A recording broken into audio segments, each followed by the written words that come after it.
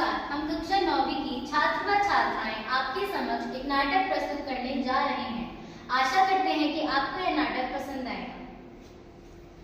अरे तुम इतना सज संवर कर कहाँ जा रही हो और क्या काम है तुम्हारा? मैं हूँ अलंकार। जिस प्रकार आभूषणों के प्रयोग से स्त्री के सौंदर्य में वृद्धि होती है, ठीक उसी प्रकार अलंकार के प्रयोग से कविता की सुंदरता बढ़ जाती है।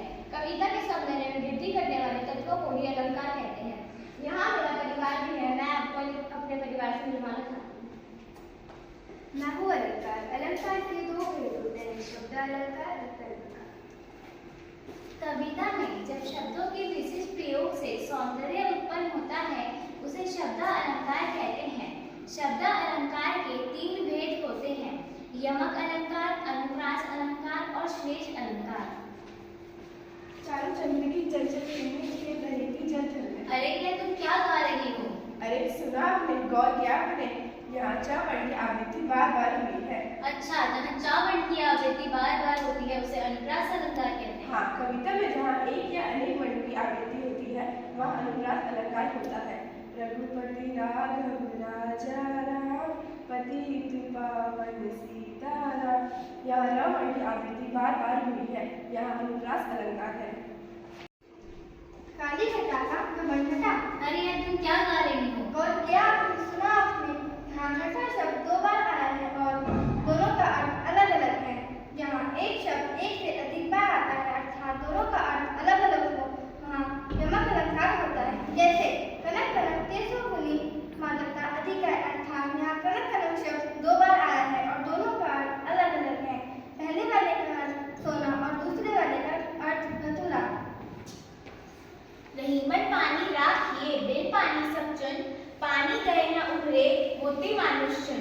श्लेष का अर्थ होता है मिलना या चिपकना, जहाँ एक शब्द से अनेक अर्थ निकल रहे हों, अर्थात एक शब्द से अनेक अर्थ चिपके हों, वहाँ श्लेष अलंकार होता है।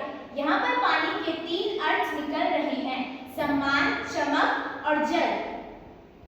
अभी तक आपने शब्द अलंकार व उसके भेदों को जाना है। अब आपके सामने अर्थ अलंकार व उसके भेद प्रस्तुत हैं। मैं हूँ अर्थ अलंकार। अर्थ की दृष्टि से कविता के सौंदर्य में वृद्धि कराने वाले तत्वों को ही अर्थ अलंकार कहते हैं। जहाँ कविता के सौंदर्य में वृद्धि शब्दों से नहीं बल्कि अर्थों से होती है। अर्थ अलंकार के चार भेद होते हैं, उपमा अलंकार, रूपक अलंकार, उत्प्रेक्षा अलंकार और अतिशयोक्ति अलंकार। मैं हूँ उपमा अलंकार। जब कविता में किसी वस्तु या प्राणी की तुलना किसी प्रसिद्ध वस्तु या प्राणी से की जाती है वहाँ उपमा अलंकार होता है। जैसे पीपल पात सरिसमन डोला, यहाँ मन के डोलने की तुलना पत्ते से की गई है, अतः यहाँ उपमा अलंकार है।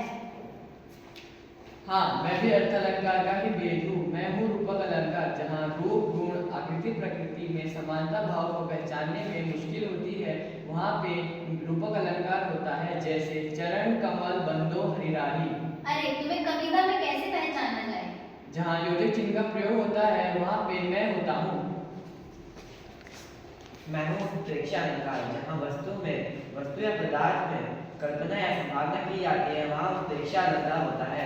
तुम्हें कविता में कैसे पहचाना जाए? मुझे पहचानने का आसान तरीका है, जहाँ मनो मानो जनो जानो जैसे शब्द आते हैं वहाँ मैं हूँ उत्प्रेक्षा अलंकार। पड़ी अचानक नदी अपार, घोड़ा कैसे उतरे पार, राणा ने सोचा इस पार तक चेतक था उस पार। अरे ये तुम कैसी बात कर रही हो? भले कोई घोड़ा इतनी जल्दी नदी पार कैसे कर सकता है? यह बात तो वास्तविकता से परे है। बड़ा चढ़ाकर बताना ही तो अतिशयोक्ति अलंकार है। तो जहाँ किसी वस्तु या पदार्थ आदि का वर्णन बड़ा चढ़ाकर किया जाए वह वास्तविकता से परे हुआ है अतिशयोक्ति अलंकार है। जैसे हनुमान की पूंछ में लगन न पाई आग, लंका सिगरी जल गई, गए निशाचर भाग। ने इस नाटक के द्वारा अलंकार व उसके भेदों को प्रस्तुत किया है। आशा करते हैं कि आपको यह नाटक पसंद आएगा। धन्यवाद।